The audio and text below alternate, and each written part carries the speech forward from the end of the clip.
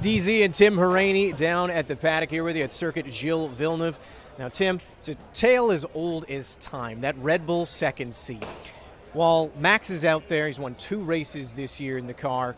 The best any of his teammates, because he's had 2 already in this season, has performed, is 9th place in Yuki Tsunoda. There is no bigger gap between 2 teammates in points as well than the one between Max and Yuki.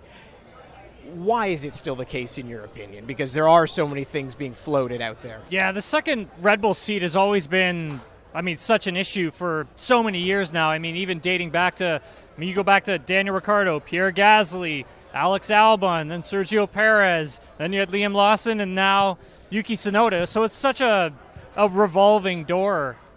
And I think some of it has to do with Max's driving style. And it's very unique, and it's very particular. And a lot of that has to do with how they build the car sort of around that driving style. So he can go out and execute and do what he does. And I think for some of the other drivers who come into that seat, they have different driving styles. So trying to do exactly the same things that Max Verstappen does is an extremely challenging thing to do because it is just so particular. He really likes a pointy front end, so a lot of bite in the front tires. So when he turns the wheel, the car is very responsive, has a bit of a snappy rear end to it. And some drivers, they don't necessarily get a lot of confidence from that because it is very unsettling as a racing driver. And so that is the challenge for the second seat, is trying to find the right setup and balance is going to make the driver comfortable and confident and allow them to push and extract the maximum from the car. And that's why there's just been so many challenges with that second seat. But it's also opened up other questions as well, right? Like when we talk about Sergio Perez from last season, maybe Sergio wasn't as bad as people thought. A follow-up to that right there. Speaking of the revolving door in Checo, or in Pierre Gasly or Alex Albon, who they found greener pastures elsewhere. They're still in the sport, and Sergio Perez, he's been rumored to be back in the sport perhaps in 2026.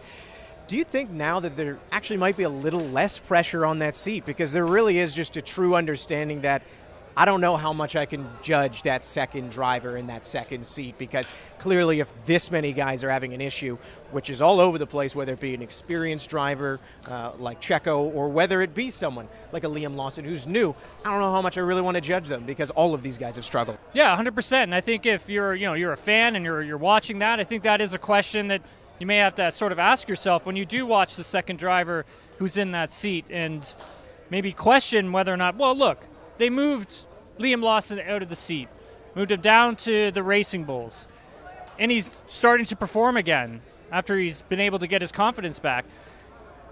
And then I think if you just take a look at the Racing Bulls, so the sister team to Red Bull Racing, if you just take a look at that car, it has a lot of drivability, so it gives the driver a lot of confidence.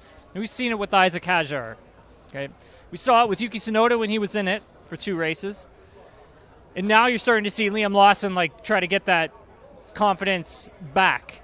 And so essentially it's on Red Bull to try and find a happy medium when developing their next iteration of cars, so 2026.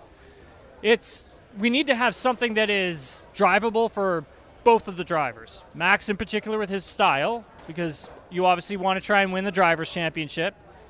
But you need something that's going to be able to keep the second driver close so they can win a Constructors' Championship. And that's literally what this is costing them at the moment, is Constructors' Championships. Well, the good thing is that Max obviously did look pretty fast around here, and it seems like they might have a car that could do something this weekend. But what do you make of Max's odds here? Overall, you know what? Two-parter here for you, Tim. I'm going to go off the grid for you.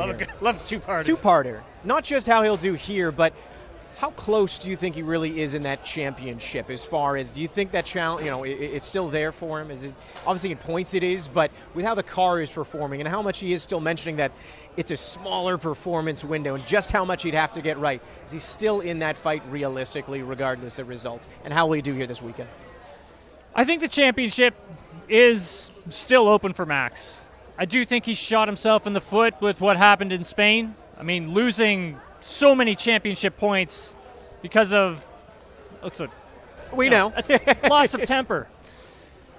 Is a bit unfortunate because this championship, I feel, could be a lot closer between the top three than what it is right now. I mean, he's literally 2 race wins, just shy of it, away from the Oscar Piastri in the lead of the championship. So this weekend, watching him drive and seeing what he did in free practice 1, free practice 2, he looks very competitive. Like, he looks like he's come here to send a message and make a statement.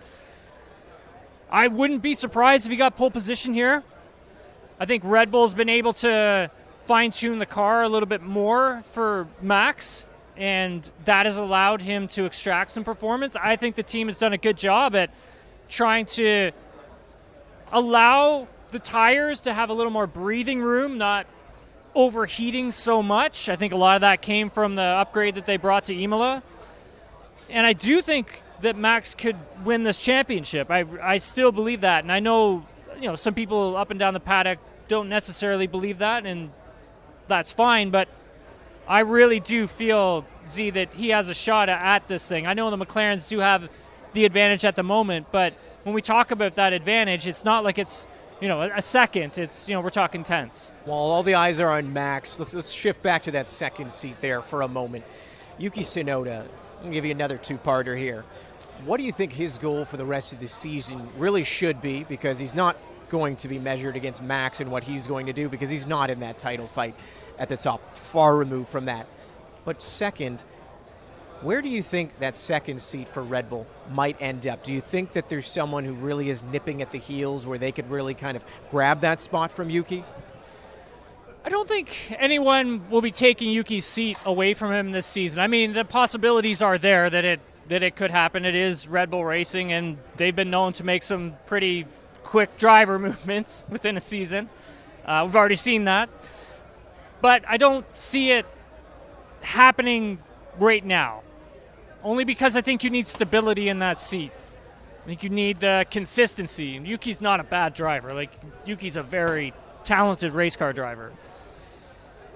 And I think it comes down to more the team, like, trying to help him and sort of try to meet him halfway on finding a balance that works for him, getting him a little more comfortable. At the moment, he's having a lot of issues with the balance of the car. So he'll go out, he'll do a lap, and the next lap will not be the same as the first push lap because of the balance of the car just changing, and that takes your confidence away from you as a driver. And so when you're playing with those ups and those downs within like 5 or 10 laps, I mean, that is a very difficult thing for any race car driver to like manage and challenge. And so I think they need to meet him somewhere halfway along the lines when trying to find a setup that will work for him over the long run. And so I don't think it's a good idea that they move somebody around. If they do you take Isaac Hadjar? Do you take him out of Red Bull or Racing Bulls and move him down to Red Bull Racing? I mean, I know the CEO of Racing Bulls, Peter Baer, has said, like, we got to try and hold on to the Hadjar as much as possible. But I mean, when Red Bull Racing says we're going to do this, I mean, who has the power and the influence of making that happen? And if you're Isaac Hadjar, you have to think, like, do I want to go down to Red Bull Racing? I want to ask you the question on that. I mean, as a former driver yourself, you're well aware when you're making a decision to switch teams, you better make the right choice, because it can be a career changer, as many people have experienced, and you really got to nail that decision, because as much as people know your ability in the car, out of nowhere a narrative can change around a driver simply because of the car that they've chosen. If you were in Isaac Hadjar's position, what would you think right now? Because obviously it's a big opportunity. You want to get to that parent team in there, the bigger team of the two, but would you want to make that jump right now with how the car is looking? Seeing how things have gone, I wouldn't. I would stay where I'm at, try and learn as much as I can, because the thing about F1 and rookie drivers is the more you can learn and gain experience, obviously the quicker you're going to be, obviously. If you can learn and gain that experience in a car that offers you a lot of confidence and allows you to learn, where you're not having your confidence shattered, you need to stay where you're at, I feel. Now, whether or not he can actually make that decision remains unclear, because we just don't know how much power he would have over, yes, I will go, no, I won't go. Obviously, these are all hypotheticals, but if I'm Isaac Hajar, I would stay where I'm at for now. Well, obviously Max, he topped the first free practice session. It was George who topped the second, and can you imagine, Tim, we got those two side by side to start the race on Sunday.